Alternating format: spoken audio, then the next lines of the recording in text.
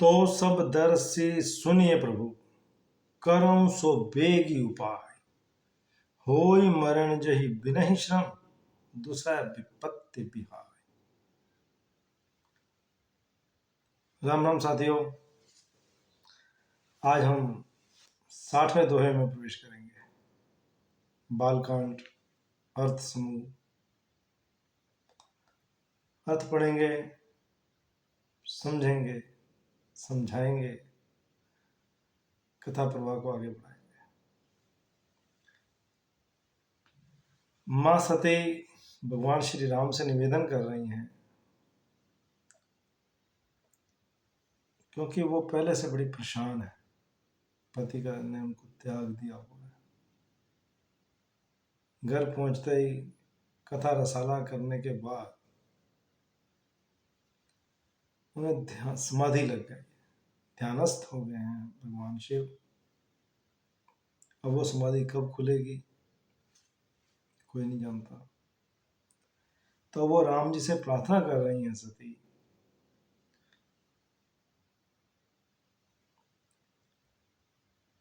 कि जो तुम दीन दयाल कहावा, आरती हरण वेद जस गावा। तो क्या करो, यदि आप ऐसे हैं,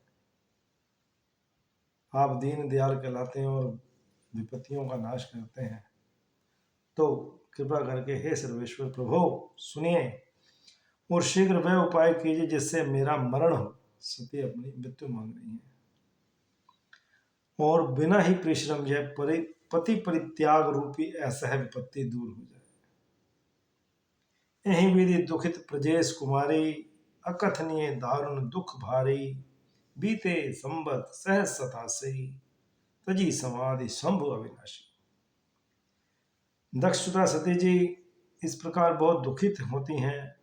उनको इतना दारुण दुख था कि जिसका वर्णन नहीं किया जा सकता।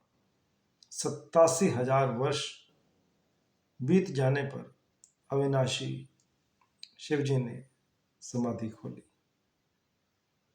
87,000 वर्ष। देखिए, इसमें हैरान होने वाली या संशय करने वाला कोई विषय नहीं है। जब पहले युगों की आयु कई कई लाख वर्ष हुआ करती थी, कलयुग तो सिर्फ 4,32,000 वर्ष का है।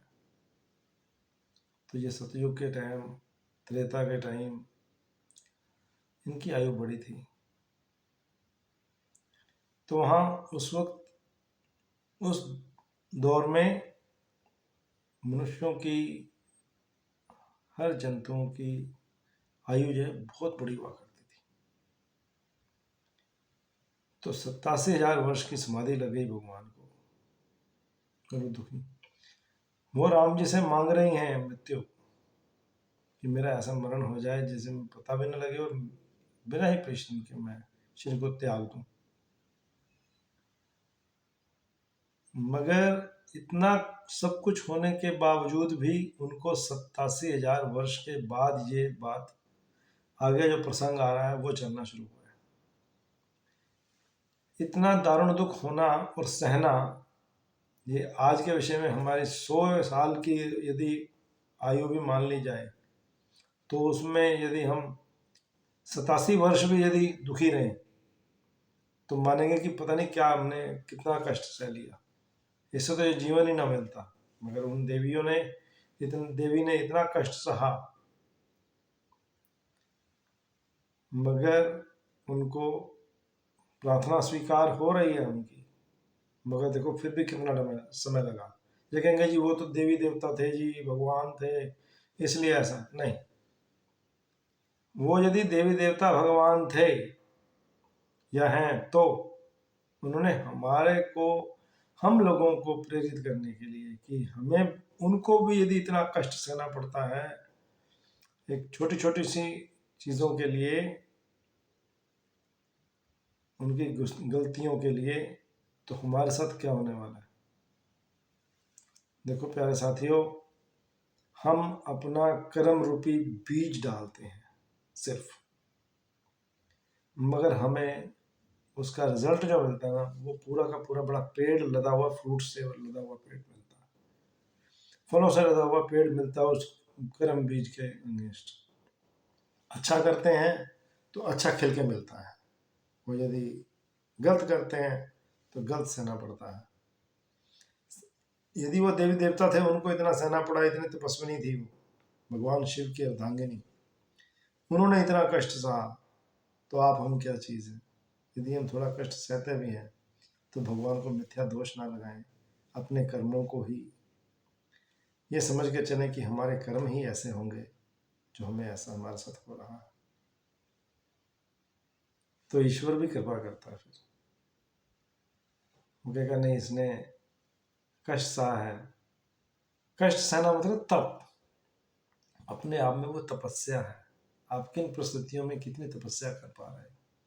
इसलिए गृहस्थ आश्रम में रहते हुए लोगों को जो तप करते हैं, जो ईश्वर का ध्यान स्मरण मनन करते हैं, श्रेष्ठ है वो। सबसे ऊपर का जो आश्रम है उसको गृहस्थ आश्रम कहा गया है। सन्यासी ने तो सन्यास ले लिया, उसको तो काम ही यही है। यदि वो फिर पथ भ्रष्ट होता तो उसको कितना भुगतना पड़ता। मगर भगवान गृहस्थ के ऊपर बड़ी कृपा करते हैं। उनको मालूम है कि ये बीवी बच्चों की मार खा के बड़ा हो रहा है, समाज के ताने सह सह के कष्ट सह रहा है, फिर मेरा नाम ले रहा है, तो अभी वो कृपालु है, कृपा करते हैं। अब तो वैसे भी कलयुग है, कलयुग में तो कलयुग केवल नाम आधार, नाम का ही आधार है। सिर्फ भगवान का नाम लिए जाओ और पार उतरते जाओ।